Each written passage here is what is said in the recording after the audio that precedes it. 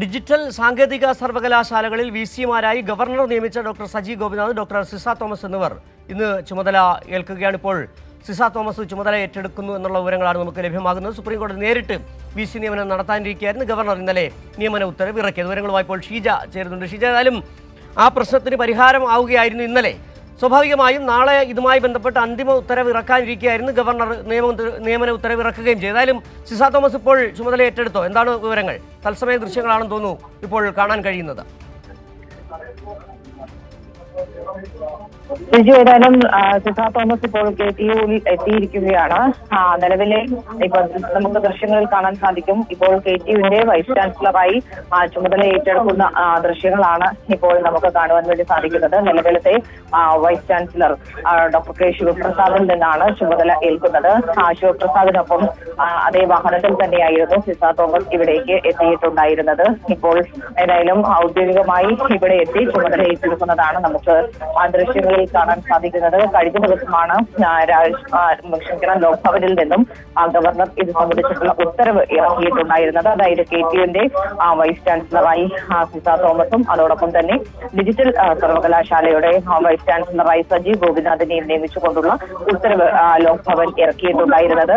ഇത് സംബന്ധിച്ച് ഇന്ന് സുപ്രീം കോടതിയെ കാര്യങ്ങൾ ജൂനിയർ കമ്മിറ്റി അറിയിക്കുന്നതായിരിക്കും. തുടർന്ന് നാളെയായിരിക്കും ഇതിന് അന്തിമ അംഗീകാരം സുപ്രീം കോടതി നൽകുക. ഇതുമായി ബന്ധപ്പെട്ടുള്ള കേസ് സുപ്രീം കോടതിയിൽ നടക്കുന്ന ഒരു പശ്ചാത്തലമാണ്. അപ്പോൾ നാളെയായിരിക്കും ഇതിന് അന്തിമ അംഗീകാരം സുപ്രീം കോടതി നൽകുക. പക്ഷേ ആ ഒരു അന്തിമ അംഗീകാരം വരുന്നതിന് മുൻപ് തന്നെ ഏതായാലും ചുമതല ഏറ്റെടുക്കാൻ സിസ തോമസ് തീരുമാനിക്കുകയായിരുന്നു. അതിന്റെ അടിസ്ഥാനത്തിലാണ് രാവിലെ ഡിജിറ്റൽ സർവകലാശാലയിലെത്തി അവിടുത്തെ നടപടിക്രമങ്ങൾ പൂർത്തിയാക്കിയതിനു ശേഷമാണ് ഇപ്പോൾ KTUവിലേക്ക് എത്തിയിരിക്കുന്നതും ഇവിടെ ഇപ്പോൾ ഔദ്യോഗികമായി ചുമതല ഏറ്റെടുത്തിരിക്കുന്നതും. സജി ഗോപിനാഥ് ഡിജിറ്റൽ സർവകലാശാലയുടെ വൈസ് ചാൻസലറായി തീരുമാനിച്ചിരുന്നത് സജി ഗോപിനാഥിനെയാണ്. സജി ഗോപിനാഥ് പക്ഷേ ഇന്ന് ആ ചുമതല ഏറ്റെടുക്കുന്നില്ല എന്നുള്ളതാണ് വ്യക്തമാക്കിയിട്ടുള്ളത്. അതിന്റെ അടിസ്ഥാനത്തിൽ ഇപ്പോൾ ഏതായാലും സജി ഗോപിനാഥ് ചുമതല ഏറ്റെടുക്കുന്നത് നാളത്തെ സുപ്രീം കോടതിയുടെ അന്തിമ അംഗീകാരത്തിന് ശേഷമായിരിക്കും. പക്ഷേ ഇപ്പോൾ ഡോക്ടർ സിസ തോമസ് ഇപ്പോൾ KTUവിന്റെ വൈസ് ചാൻസലറായി ചുമതല ഏറ്റെടുത്തിരിക്കുന്നു എന്നുള്ളത് തന്നെയാണ് ഇവിടെ നിന്നും കൂട്ടിച്ചേർക്കാനുള്ളത്. ഇപ്പോൾ സംസ്ഥാനത്ത് തന്നെ ഈ തീരുമാനമെടുത്ത സാഹചര്യത്തിൽ നാളെ കോടതിയുമായി ബന്ധപ്പെട്ട് അന്തിമ വിധി എന്ന് പറഞ്ഞ് ഇനി മറ്റ് തടസ്സങ്ങൾ ഉണ്ടാകാൻ സാധ്യതയില്ല, നിയമപരമായ തടസ്സങ്ങൾ ഉണ്ടാകാൻ സാധ്യതയില്ലെന്നാണോ നമുക്ക് മനസ്സിലാക്കേണ്ടത്? ഏതായാലും അത്തരത്തിൽ നിയമപരമായ മറ്റ് ബുദ്ധിമുട്ടുകൾ ഉണ്ടാകില്ല എന്നുള്ളത് തന്നെയാണ് ഇപ്പോൾ മനസ്സിലാക്കാൻ സാധിക്കുന്നത്. ഏതായാലും സിസ തോമസ് ഇപ്പോൾ മാധ്യമങ്ങളെ കാണുകയാണ് ചുമതല ഏറ്റെടുത്തതിന് ശേഷം.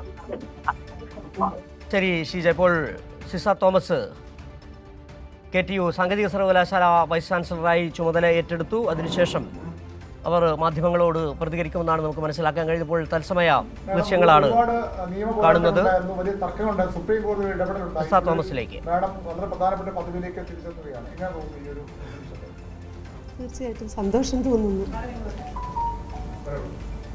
കഴിഞ്ഞ തവണ ചുമതല ഏറ്റെടുക്കാൻ വരുമ്പോൾ വലിയ പ്രതിഷേധങ്ങളാണ് ഉണ്ടായത്. പോലീസ് പ്രൊട്ടക്ഷനിലാണ് ഇങ്ങോട്ടേക്ക് കയറി പറ്റാൻ തന്നെ കഴിയുന്നത്. അപ്പോൾ അതിൽ നിന്നൊക്കെ വിരുദ്ധമായി സ്വീകരണമൊക്കെ കിട്ടി കൃത്യമായ നടപടിക്രമങ്ങളോടുകൂടി മാം ഈ സീറ്റിലിരിക്കുകയാണ്. അപ്പോൾ ആ രണ്ട് സമയവും തമ്മിൽ എങ്ങനെയാണ്?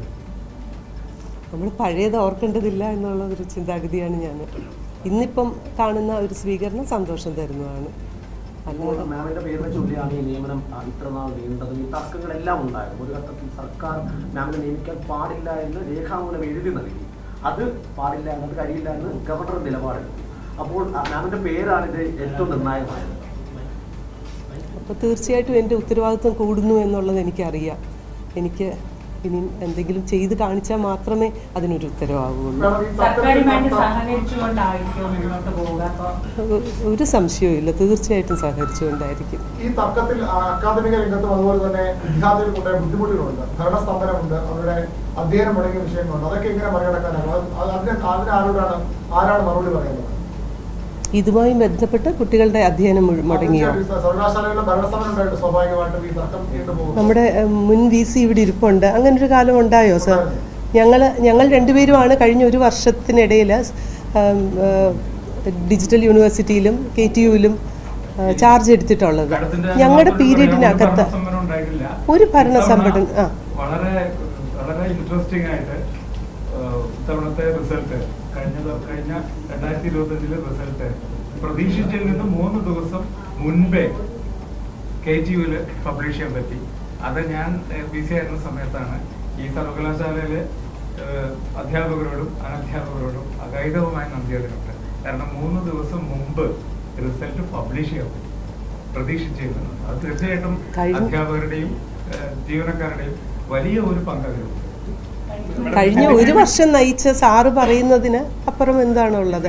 അങ്ങനെ ഒരു ഭരണ കുറെ നാളുകളായി സിൻഡിക്കേറ്റ് യോഗങ്ങൾ കൃത്യമായി കൂടാൻ കഴിയുന്നില്ല. ഒരു ഘട്ടത്തിൽ ഇവിടുത്തെ ഇന്റർനെറ്റിന്റെ ബില്ലോ വാഹനങ്ങൾക്ക് പെട്രോൾ അടിക്കാനോ പോലും പറ്റാത്ത തരത്തിലേക്ക് വലിയ തരത്തിലേക്ക് സാമ്പത്തിക പ്രതിസന്ധിയും അതുപോലെ തന്നെ അഡ്മിനിസ്ട്രേറ്റീവ് സൈഡിൽ നിന്ന് പ്രതിസന്ധിയൊക്കെ ഉണ്ടായിരുന്നു. അത് അന്നെല്ലാം പറഞ്ഞിരുന്നത് ഈ സർക്കാരും അതുപോലെ തന്നെ വിസിമാരുടെ നിയമനവുമായി ബന്ധപ്പെട്ട തർക്കങ്ങളുടെയൊക്കെ അടിസ്ഥാനത്തിലാണെന്നാണ്.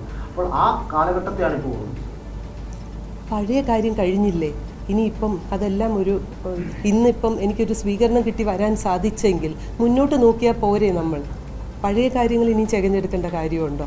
അതോടെ എന്തെങ്കിലും അപാകതകൾ സംഭവിച്ചിട്ടുണ്ടെങ്കിൽ മുന്നോട്ടുള്ള പോക്കിൽ അത് കറക്റ്റ് ചെയ്ത് പോകാനുള്ള ശ്രമം നടത്താം.